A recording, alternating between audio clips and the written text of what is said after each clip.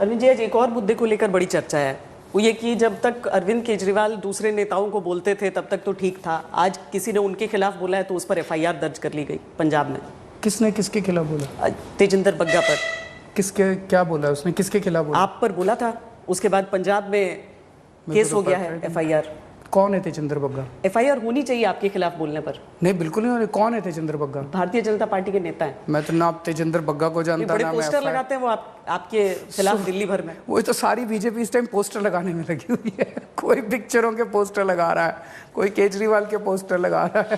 पर एफआईआर नहीं होनी चाहिए अगर कोई बोल रहा है। अभिव्यक्ति की आजादी होनी चाहिए। किसी कल आदेश गुप्ता जी ने मेरे को कितनी गालियां दी हैं, कितनी गंदी गंदी गालियां दी हैं। गालियां उनको मुबारक। हम ऐसी राजनीति करने ही नहीं आए, गाली गलौज की राजनीति नहीं करने आए। ऐसे थोड़ी देश सुधरेगा एक दूसरे को गालियां देने से। देश सुधरेगा मिलके काम करने से। 70 साल से इस देश, 75 साल से इस देश को आगे बढ़ने से रोका गया।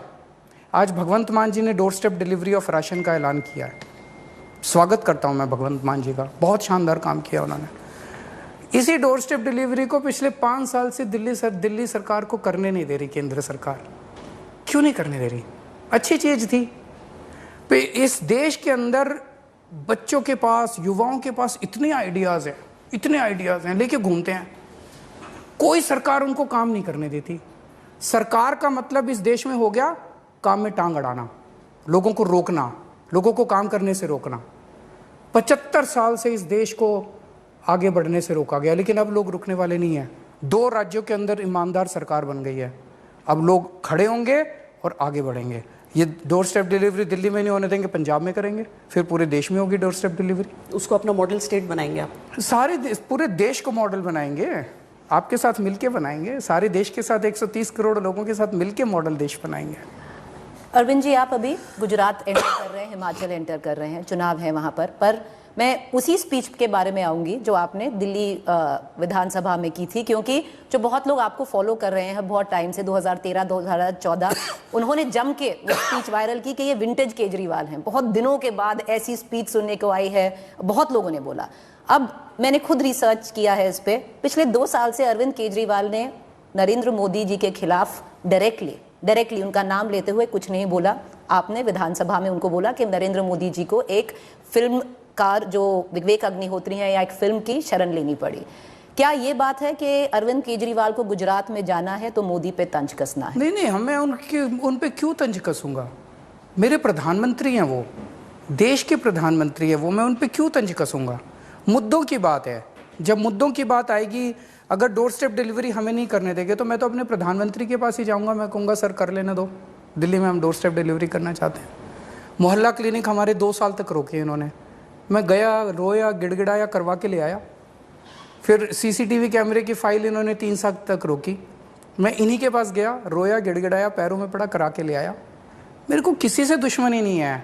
मैं यहाँ बीजेपी के खिलाफ, कांग्रेस के खिलाफ, मोदी जी के खिलाफ, सोनिया जी के खिलाफ, राहुल गांधी जी, किसी के खिलाफ नहीं आया। मेरे सामने बस देश है। पर गुजरात आपके लक्ष्य पर है, आप इस जाएंगे गुजरात से भी लोग आए थे। वो बता रहे थे क्या बुरा हाल हो गया वहाँ पे स्कूलों का, सरकारी स्कूलों का। वो कहते जी सरकारी स्कूलों से बच्चों को निकलवा रहे हैं लोग, 30 से कम बच्चे होते ही वो स्कूल बंद कर देते हैं। अब वो दूसरे जो 30 बच्चे बचे उनको कहते हैं वो 10 किलोमीटर दूर जो स्कूल है उसमें अब तुम्हारा एडमिशन होगा। पहली क्लास का बच्चा 10 किलोमीटर चल के कैसे जाएगा?